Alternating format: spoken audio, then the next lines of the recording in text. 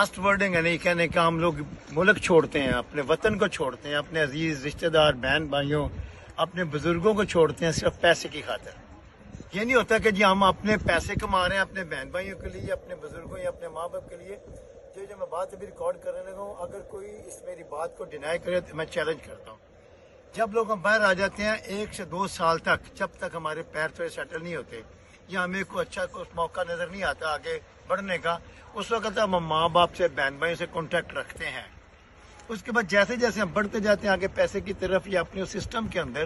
اس ملک کے اندر جیسے جیسے ہم ڈیولپ ہوتے جاتے ہیں، اسٹیبلش ہوتے جاتے ہیں، پھر ہمارا آہستہ آہستہ جو ہے رشتہ کانٹیکٹ بھی ختم ہوتا جاتا ہے اپنوں سے۔ پھر یہاں کے دوست، یہاں کے نئے رشتہ داریاں، یہاں کے لوگوں نے پھر شادیاں کر لیتی ہیں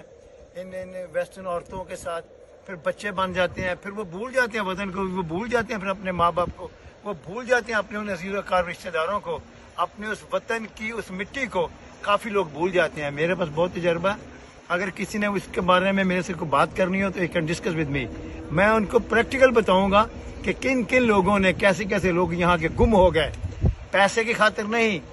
پتہ نہیں کس سلسلے کی خاطر، ان میں ان کا دین بھی گیا، ان کی دنیا بھی گئی، صرف ایک اپنی لگژری لائف کے لیے اور اپنی ذاتی لائف کے لیے ہم نے سب کچھ چھوڑ دیا۔ جب ہم واپسی کا سوچتے ہیں اس وقت ہماری ہڈیاں جواب دے چکی ہوتی ہیں،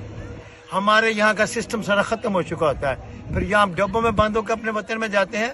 تو یا پھر رسوا ہو کے یہاں سے چھپتے چھپاتے منہ دکھانے کے قابل نہیں رہتے، نہ اس گاؤں والوں کو، نہ اس شہر والوں کو، نہ اپنے اس وطن کو، تو ہم نہ وہاں کے رہ جاتے ہیں نہ یہاں کے رہ جاتے ہیں، ہم پھر نہ اس دنیا کے ہوتے ہیں نہ دین کے ہوتے ہیں۔ ہمیں یہ سوچنا ہے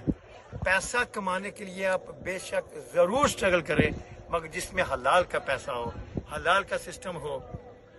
اللہ تعالیٰ سے میں پھر دعا کرتا ہوں پروردگار ایسی اولاد عطا فرمانا جس کا نصیب اچھا، تو جہاں اس کو پیدائش کرے، جہاں کرے اسی میں اس کی بہتری ہو۔ لوگوں نے ایک بہت اچھی بات میں جی ہجرت کرنی چاہیے،